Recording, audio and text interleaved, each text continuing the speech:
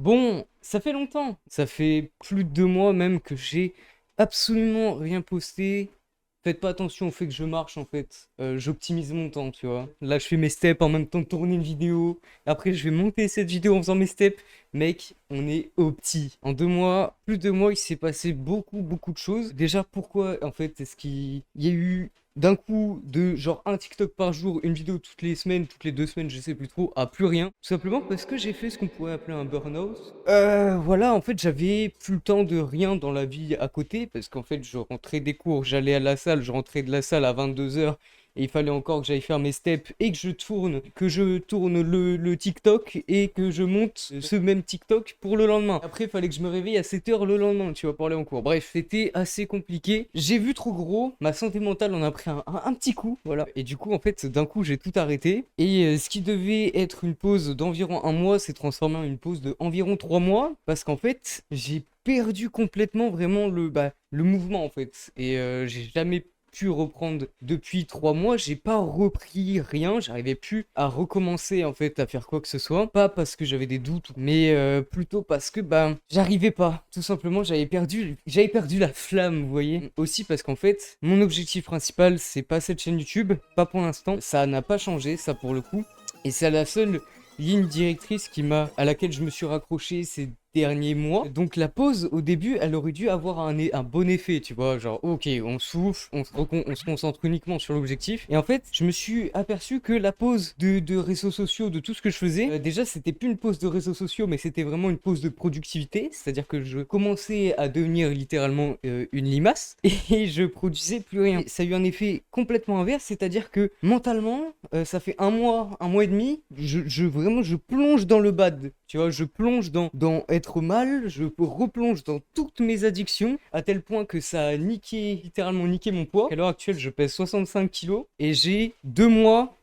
pour pour redescendre à un poids raisonnable, c'est-à-dire genre 62 kilos. 3 kilos en 2 mois, c'est large possible, étant donné que bon, je suppose quand même que dans ces 65 kilos là, il y a beaucoup de rétention d'eau. Donc ça a niqué un petit peu mon physique. Mon physique est vraiment dégueulasse à l'heure actuelle. En tout cas, il me plaît vraiment pas. Et je pense que ça a été un des facteurs qui a niqué ma récupération parce que à l'heure actuelle, je suis blessé. C'est-à-dire que la pause que j'ai fait pour optimiser tout ce que j'ai, au niveau des perfs, ça a niqué mes perfs. Parce que mentalement, j'étais pas bien. Donc, vu que mentalement, j'étais pas bien, je dormais pas bien. Vu que je dormais pas bien, je récupérais pas bien et du coup, je me suis blessé. Bref, à l'heure actuelle, j'ai une contracture musculaire. Donc, c'est une douleur musculaire qui dure en fait, genre continuellement. Mais en plus d'avoir une contracture musculaire, je crois que j'ai un nerf qui est pincé derrière cette contracture. Et en fait, la contracture, elle est au niveau lombaire. Ce qui est super pratique quand on sport, c'est le powerlifting.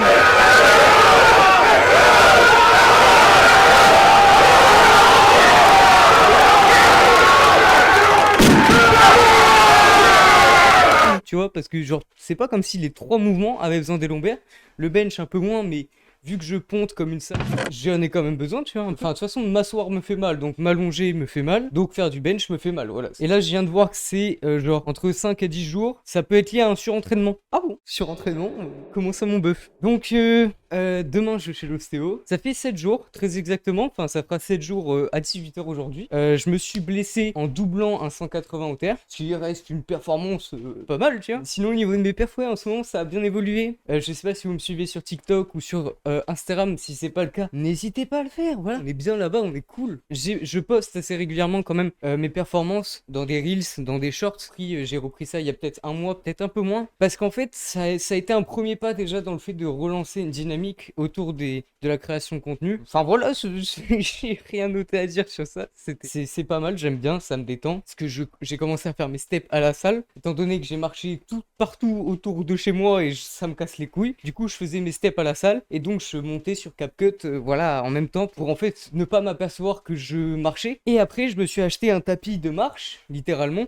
que j'ai calé en dessous de mon bureau. Du coup, bah là, frère, ça fait quelques jours enfin, ça fait une semaine que je l'utilise et je pense que c'est l'un des achats qui a été le plus rentabilisé dans ma vie. Là, je sais pas combien de pas j'ai fait. J'ai bien dû marcher 36 heures. Hein. Ouais, on va dire que j'ai fait 100 km à pied. Est-ce que c'est bon pour vous, 100 km à pied? Mais sans même t'en apercevoir. Parce qu'en fait, je passe ma journée à marcher. Enfin, évidemment, quand j'ai pas cours, quand on est week-end ou quand je skip un peu.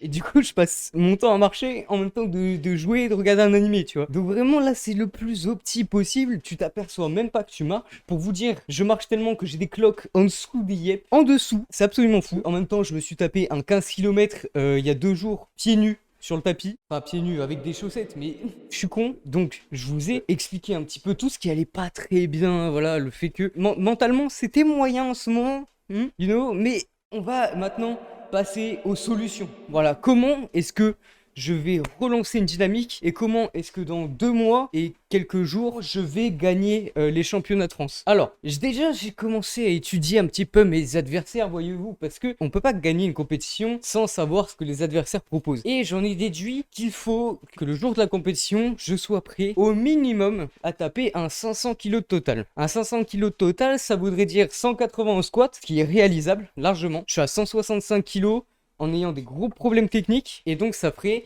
un plus 15 kilos en sachant que là, même en étant blessé, je me suis jamais senti aussi fort sur le mouvement. J'ai démonté mes perfs en squat barre haute posée, ce qui était la variante la plus difficile pour moi. Mon soulevé de terre, j'ai passé 180 en doublé, voilà, comme je vous l'ai dit, en étant blessé et fatigué, parce que j'avais déjà la contracture quand j'ai fait... Putain, mais gros, quand j'y pense, mais je suis tellement con, c'est une dinguerie. Genre, t'as mal, tu vas doubler ton PR. Oui, pourquoi pas. Ouais, c'est pas étonnant que je me blesse, mais enfin. Et j'ai un 100 kg x 3 au bench en ayant une technique dégueulasse, parce que ça faisait 2 semaines que j'avais pas tapé du bench. Donc globalement, mes perfs sont vraiment bonnes, je suis vraiment satisfait en ce moment. Et là, je fais des démarches pour prendre un coach parce que je pense que mentalement, ça me sera que positif. Et si au niveau mental, ça me permet de souffler, d'être vraiment mieux, plus à l'aise, mes perfs ne s'enverront que augmenter. Voilà, je vais pas parler plus de ça parce que pour l'instant c'est même pas encore fait véritablement, mais je sais que je vais prendre un coach. Voilà, on va bien travailler pour win ces championnats de France. Qu'est-ce qui va se passer à côté? Genre, vous voyez bien qu'il y a une vidéo qui a popé là comme de par magie. Et en fait, j'aimerais bien faire de cette chaîne YouTube, tu vois, une petite chaîne où je vais faire des récaps. C'est-à-dire toute la semaine, je vous filme des brides de choses, même à l'iPhone ou des trucs comme ça, tu vois. Banger, Noël, banger. Donc ça pourrait me permettre de vous faire une vidéo par semaine. En fait, un vlog de ma progression au fil des semaines, que ça soit au niveau mental, que ça soit au niveau de la diète, quelle petite blague ça, et aussi au niveau du coup des performances.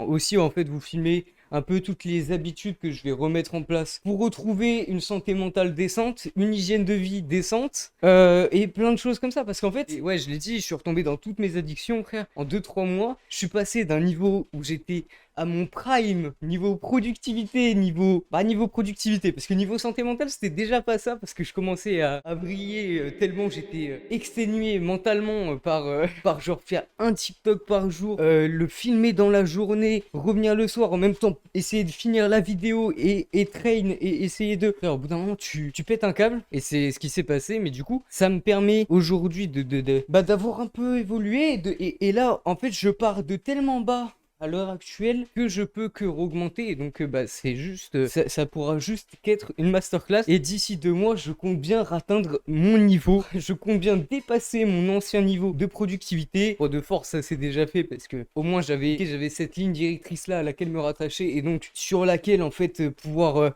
me concentrer. Quand tu sais que tu passes de 2 reps à 100 kg à 3 reps à 100 kg, bah au moins tu sais que t'es pas une merde parce que tu sais que t'as progressé dans quelque chose. En gros, c'est pour ça, les gars, allez à la salle, faites un sport quelconque. Vraiment, ça vous sera que améliorable.